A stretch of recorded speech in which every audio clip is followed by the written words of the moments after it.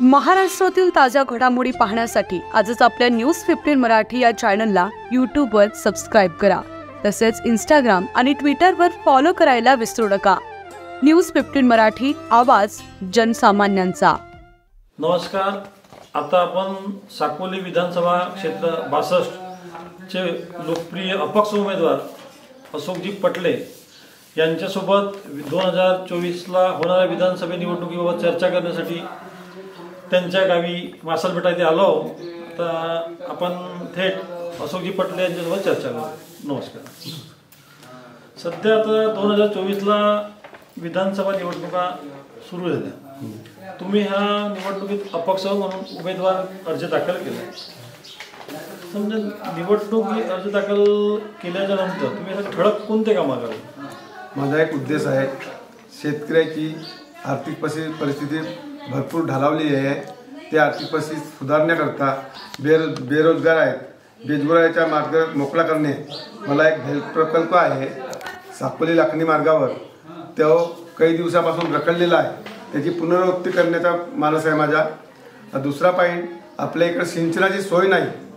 मागच्या वेळेस मी देवेंद्र फडणवीस साहेब मुख्यमंत्री होते 19ला, त्यावेळेस मी 59 गावाचा सर्वे केलो न तिथले प्रत्येक गावचा सरपंच घेऊन स्वखर्चाने देवेंद्र फडणवीस साहेबांची भेट घेऊन सरी मी त्या आपल्या क्षेत्राचा साकोली विधानसभा क्षेत्रातलेच गाव, दुसरे नाही, तर त्याच्यासाठी सिंचनाची सोय करण्याचा मानस माझा आहे न। त्याच्यापैकी माझे दिलेल्या 59 गावापैकी आपल्या 24 गावाचा सर्वे आला, तर त्याच्यामधले भंडारा तालुक्यातले 16 गावं आले, पुन्हा आपल्या लाखणी तालुक्यातले 8 गावं आले।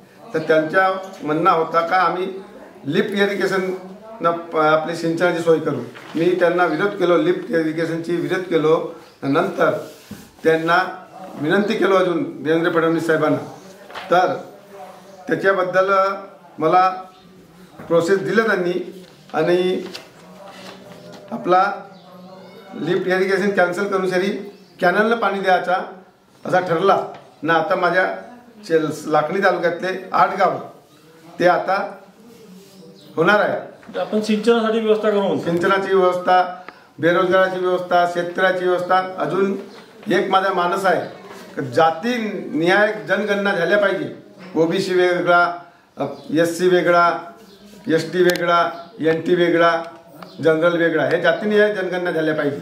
हा एक माझा मोठा मानस आहे। याच्या अगोदर जे आमदार राहिले आता ह्या भागाचे, त्यांना पाहिजे तेवढा असा विकास नाही केला। त्यांना का केला ते मला मालूम नाही। मी कोणाला टीका टिप्पणी करत नाही, ना काँग्रेस ना BJP। मला त्यांची काय घेणे देणे नाही, मला पब्लिकशी घेणे देणे आहे। मला पब्लिकचा साथ पाहिजे, त्याच्यातच मला समाधान आहे।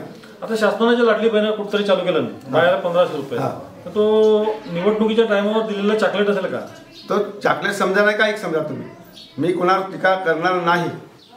हा पक्ष असा आहे, तो पक्ष तसा आहे, तो आमदार तसा आहे, ह्याच्याशी काही मला घेणे देणे आहे। मला पब्लिकशी घेणे देणे आहे, माझा पब्लिकचा फायदा झाला पाहिजे, हा एक माझा उद्देश आहे। जसं तुम्ही आता प्रचारादरम्यान फिरता आपल्या विधानसभा क्षेत्रात, तर तुम्हाला काय वाटतं कोण्या भागात कोण्या वस्तूच्या म्हणजे उपाययोजना केल्या पाहिजे आपल्याला? आता मी लाखांदूर तालुक्यात गेलो, तिथं काहीच मला दिसला नाही। सिंचनाची फक्त सोय झाली आहे, ते केव्हा भेटेल ना का भेटेल याचं काही सांगता येत नाही। पण रोड पाहिजे ते एकदम रोड बांधणी बऱ्या, पण ते रोड बरे नाही, एवढी परिस्थिती खराब आहे। मी आता फिरून राहिलो आहे तर ना, आमच्या एरियात सिंचनाची सोय नाही ना, रोडाची सोय नाही, काहीच नाही आहे आमच्या एरियात ना। आमचा एक जिल्हा परिषद क्षेत्र आहे लाखोरी, त्या जिल्हा परिषद क्षेत्राकडे एवढा शासनाचा दुर्लक्ष आहे ना, पदाधिकाऱ्याचा दुर्लक्ष आहे, म्हणजे आमदार खासदार त्यांच्याबद्दल मला काही म्हणणे नाही, पण आमच्या क्षेत्रात एवढा दुर्लक्ष केला आहे ना। आता आमच्या माझी सहयोगी माझी पत्नी सुरविला ताई अशोक पटले हे जिल्हा परिषद सदस्य आहे, तिचा एवढा सहयोग आहे आपल्या क्षेत्राला का भरपूर तिने कामं आणले आहेत। आता तिचा 2 वर्षाचा कार्यकाळ पूर्ण झालेला आहे, तिनं 22 करोड 67 लाख 26,000 रुपये कामं केले।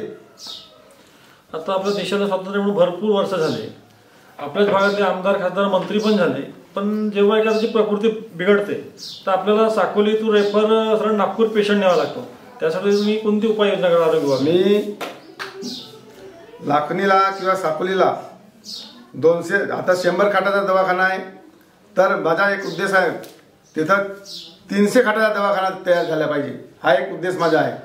का म्हणजे आपल्या लाखणीचा पेशंट नागपूरला नाही गेले पाहिजे, आपल्या साकोलीमध्ये झाल्या पाहिजे, लाखणीमध्ये झाल्या पाहिजे, हा एक आपला प्रयत्न राहील. आपल्या ज्या स्त्री आहेत, स्त्रियांसाठी कोणता म्हणजे रोजगार तुमच्या म्हणजे डोक्यात कल्पना आहे? माझ्या यासाठी एक डोक्यात कल्पना आली का त्याला गृहनिर्माण म्हणजे घरून बसल्या काम त्यांना केल्या पाहिजे, हा एक म्हणजे मानस आहे माझा. तर आता निवडणुकीच्या रिंगणात तुम्ही उभे आहात. निवडणुकीच्या रिंगणात उभे असताना आता तुम्ही जनतेचा तुम्ही विषय काढले, तर जनतेला तुम्ही नेमका काय आव्हान द्याल? कारण मोठ्या पक्षाचे उमेदवारही उभे आहेत, तुमच्या लक्षात आले आहे, तर कुठं पैशाच्या बळावर कुठेतरी जिंकून येऊ शकतात. तर तुम्ही जनतेला नेमका काय आव्हान कराल? जनता जनार्दन सर्वात मोठी, पैसा काही मोठा नाही, हा एक माझा महत्त्वाचा मुद्दा. हा, जनता सर्वात मोठी. कोणाजवळ कितीही पैसा राहिला, पैशाच वाटतील, काही करतील, पण जनता सर्वात मोठी राहते. मी एक शेतकरी नेता आहे, शेतकऱ्याच्या या समस्या सोडवण्याचा मार्ग घेतला आहे, तर ते माझ्या बाजूला 100% राहतील असा माझा दृढ विश्वास आहे. अच्छा, तर हे होते आपल्यासोबत साकोली विधानसभा क्षेत्राचे भूमिपुत्र, तडफदार लोकप्रिय अपक्ष उमेदवार अशोकजी पटले. न्यूज 15 मराठीसाठी सुधीर शिवणकर, साहिल रामटेके, साकोली मतदारसंघ भंडारा.